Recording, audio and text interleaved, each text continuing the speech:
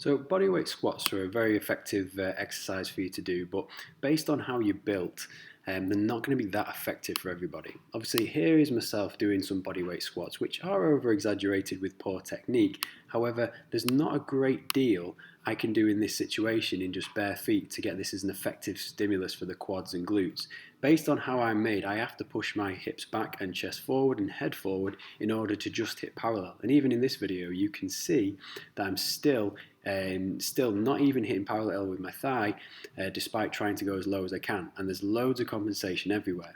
Now, what will happen is when there's a high prevalence of body weight in home workouts, some people may be built similar to me, or a lot of people, around about 50% of people have a similar kind of structure to this. So they can do all the squats they want. They may get a burning in the legs if they do enough, but is it going to be accurately stimulating the quads and glutes? Not necessarily. So what you're doing is doing these movements is purely is good for expenditure. However, it's not ideal if you really want to target the quads and glutes effectively. So what I've done is the first measure is to add a heel lift here. Now these are done through these little heel wedges, which you can buy online, or conversely you could use just a book or anything to raise the heels. So we want to elevate the heels by a couple of inches or so.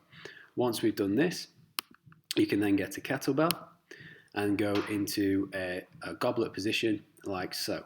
Now, even with the heels raised, this still isn't everything that you need to be doing in order to target the glutes. What you might find is that people still do this, where there's loads of movement in the hips are flying back, and you can see the lower back is going into a position where it goes into flexion and extension. So if I show this one again, even with the heels raised, it's still not exactly how we want the squat to look. Because in this one, as soon as the hips fly back, we're still going to lose that kind of biting point between them, the quads and glutes. So what you want to do is that when you're at the top of the position, so when you're at the top of the squat, first thing you want to do is bend the knees a little bit like this. So we've got that little flare of the knees. What will this allow us to do is to untuck the lower back. So the knees are slightly bent, then I'm going to scoop with the hip. We've scooped with the hip and taken ourselves into what is technically posterior tilt of the hips, but we've created a nice straight lumbar spine like so. Once we've done this, so slightly bent knees and a scoop lower back, we're going to breathe in and then let the knees glide forward into this position like so. We're going to keep the back straight to per se, but we only want to go to a depth where we don't see any change in the back position. Then we're going to push through the heels, come back up. What you'll notice as well is before each rep, I slightly bend the knees, untuck my back, and go back down again, breathing in, slowly, pausing, coming back up. And again, breathe in, slowly, pause, and back up. Now, even though it may make sense to you to do loads and loads of reps of bodyweight squats as a way of expenditure, this is just burning calories to a degree. Is it the best thing for targeting the quads and glutes? No.